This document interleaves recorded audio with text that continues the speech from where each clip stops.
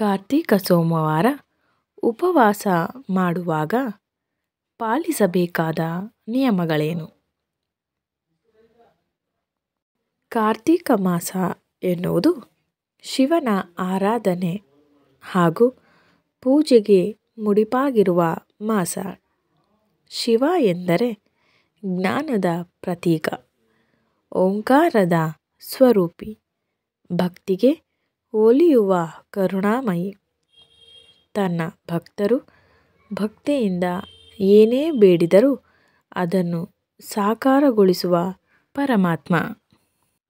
ಕಾರ್ತೀಕ ಮಾಸದ ಅಧಿಪತಿ ಶಿವನಾಗಿರುವುದರಿಂದ ಕಾರ್ತೀಕ ಮಾಸದಲ್ಲಿ ಶಿವನನ್ನು ಪೂಜಿಸಿದರೆ ಭಕ್ತರು ಬೇಡಿದ್ದು ನೆರವೇರುವುದು. ಕಾರ್ತೀಕ ಸೋಮವಾರದಂದು ಶಿವನಿಗೆ ಪ್ರದೋಷ ಪೂಜೆ ಮಾಡಿದರೆ ಶಿವನ ಕೃಪೆಗೆ ಪಾತ್ರರಾಗುವಿರಿ. ಕಾರ್ತೀಕ ಮಾಸದ ಸೋಮವಾರದ ಪೂಜೆಯನ್ನು ಉಪವಾಸವಿದ್ದು ಮಾಡಿದರೆ ಶಿವನ ಪುಣ್ಯ ಬೇಗನೆ ಪ್ರಾಪ್ತಿಯಾಗುವುದು. ಆದ್ದರಿಂದ ಉಪವಾಸಕ್ಕೆ ಕಾರ್ತೀಕ ಸೋಮವಾರ ಶ್ರೇಷ್ಠವೆಂದು ಹೇಳಲಾಗುವುದು. ಉಪವಾಸ ಮಾಡುವುದರಿಂದ ಅದು ನಮ್ಮನ್ನು ಸಾತ್ವಿಕತೆಯ ಕಡೆಗೆ ಕೊಂಡೊಯ್ಯುತ್ತದೆ ಹಾಗೂ ದೇಹಕ್ಕೆ ಚೈತನ್ಯ ದೊರೆಯುತ್ತದೆ. ಕಾರ್ತೀಕ ಸೋಮವಾರ ಉಪವಾಸ ಮಾಡುವಾಗ ಅನುಸರಿಸಬೇಕಾದ ನಿಯಮಗಳೇನು? ಬೆಳಗ್ಗೆ ಎದ್ದು ತಣ್ಣೀರಿನಲ್ಲಿ ಸ್ನಾನ ಮಾಡಿ ಶಿವಲಿಂಗ ಅಥವಾ ಶಿವಪಾರ್ವತಿ ಫೋಟೋಗೆ ಹೂವುಗಳಿಂದ ಅಲಂಕಾರ ಮಾಡಿ ಸೂರ್ಯ ಹುಟ್ಟುವ ಮುಂಚೆ ದೇವರಿಗೆ ದೀಪ ಹಚ್ಚಬೇಕು.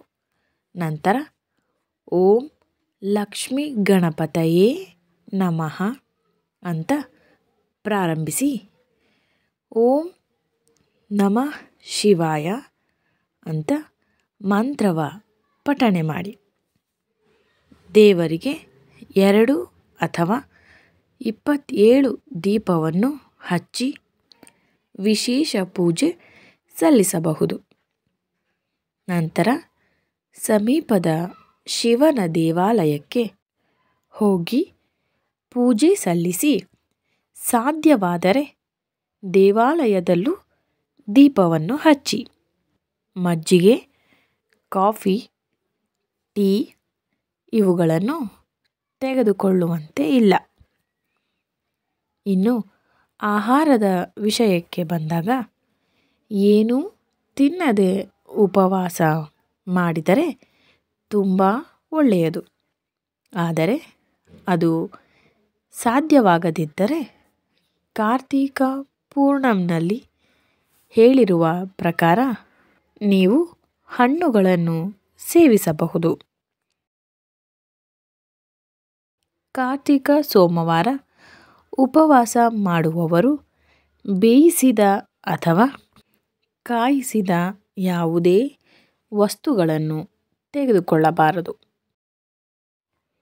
ಸಂಜೆ ಕೂಡ ಸ್ನಾನ ಮಾಡಿ ದೇವರಿಗೆ ದೀಪ ಹಚ್ಚಿ ಶಿವನನ್ನು ಆರಾಧಿಸಿ ನಂತರ ನಕ್ಷತ್ರಗಳನ್ನು ನೋಡಿದ ಬಳಿಕ ಊಟ ಮಾಡಬಹುದು. ಸಾತ್ವಿಕ ಆಹಾರವನ್ನಷ್ಟೇ ಸೇವಿಸಿ ನೀರು, ಹಣ್ಣಿನ ರಸ ತೆಗೆದುಕೊಳ್ಳಬಹುದು. ಶಿವನಿಗೆ ಅರ್ಪಿಸಿದ ಹಣ್ಣುಗಳನ್ನು ಸೇವಿಸಬಹುದು. ದೀಪಾರಾಧನೆ ನಂತರ ದೇವಾಲಯದ ಬಾಗಿಲು ಮುಚ್ಚಿದ ಬಳಿಕವಷ್ಟೇ ಆಹಾರ ಸೇವಿಸಿ.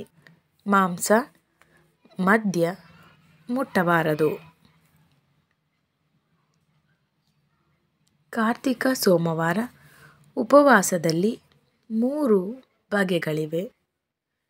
ಸೋಮವಾರದ ಉಪವಾಸ, ಸೋಮವಾರ ಪ್ರದೋಷ ಉಪವಾಸ, 16 ಸೋಮವಾರ ಉಪವಾಸ.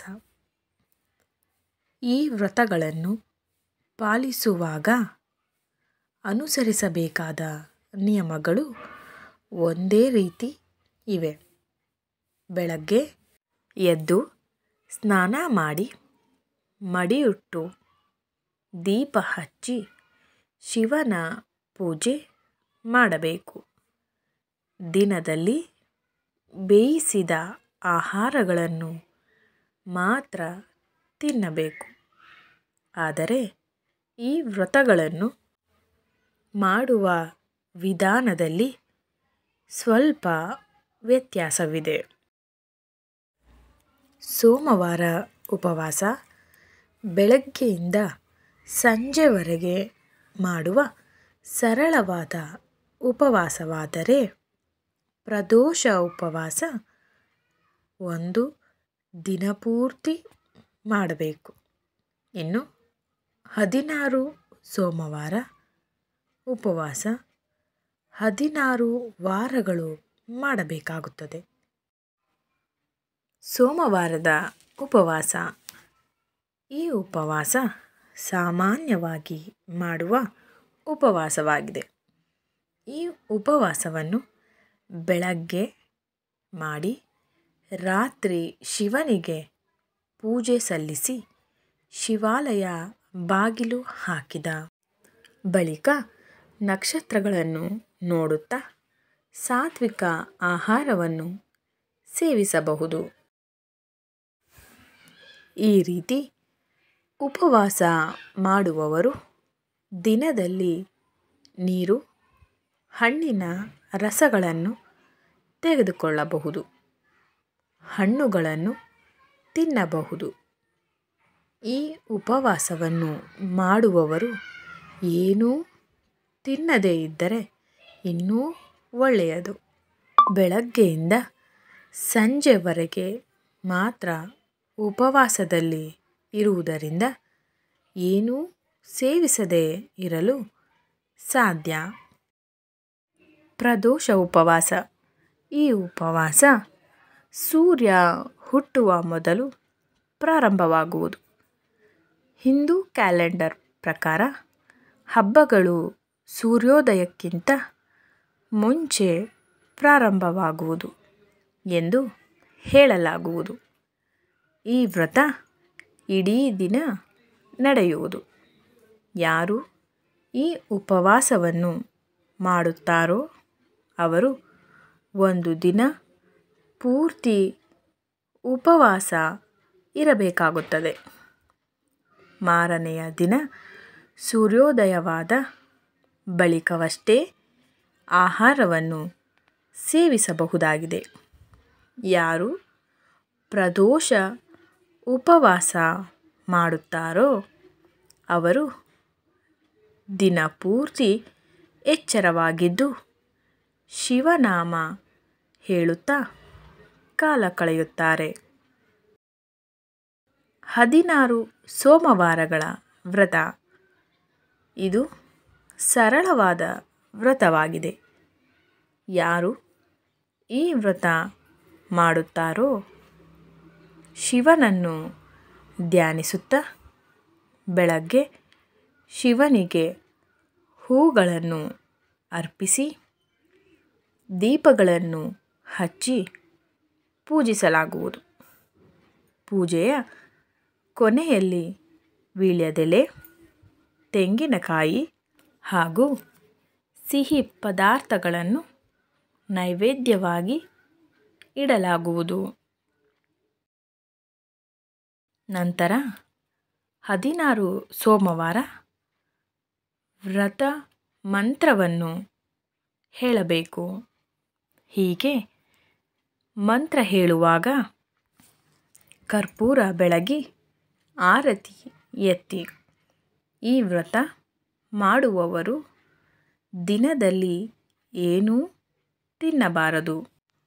ಆ ದಿನ ಶಿವನ ಧ್ಯಾನದಲ್ಲಿಯೇ ಇರಬೇಕು. ಮನೆ ಕೆಲಸಗಳನ್ನು ಮಾಡುವಾಗ, ಆಫೀಸ್ ಕೆಲಸ ಮಾಡುವಾಗ ಶಿವನ ಮಂತ್ರಗಳನ್ನು ಪಠಿಸುತ್ತಾ ಮಾಡಬೇಕು. ಸಂಜೆ ಶಿವನಿಗೆ ದೀಪ ಬೆಳಗಿ ಆರತಿ ಎತ್ತಿ ನಂತರವಷ್ಟೇ ಆಹಾರ ಸೇವಿಸಬಹುದು. ಈ ರೀತಿ 16 ಸೋಮವಾರ ಮಾಡಬೇಕು. ಈ ಮಾಹಿತಿ ನಿಮಗೆ ಇಷ್ಟ ಆಗಿದರೆ ಪ್ಲೀಸ್ ಲೈಕ್ ಮಾಡಿ, ಶೇರ್ ಮಾಡಿ, ಕಮೆಂಟ್ ಮಾಡಿ. ಇನ್ನೂ ಯಾರಾದರೂ ನನ್ನ ಚಾನಲ್ನ ಸಬ್ಸ್ಕ್ರೈಬ್ ಮಾಡ್ಕೊಳ್ಳದೆ ನೋಡ್ತಿದ್ರೆ ಪ್ಲೀಸ್ ಸಬ್ಸ್ಕ್ರೈಬ್ ಮಾಡ್ಕೊಳ್ಳೋದನ್ನ ಮರಿಬೇಡಿ. I will Kannada channel. Thank you. Thanks for watching.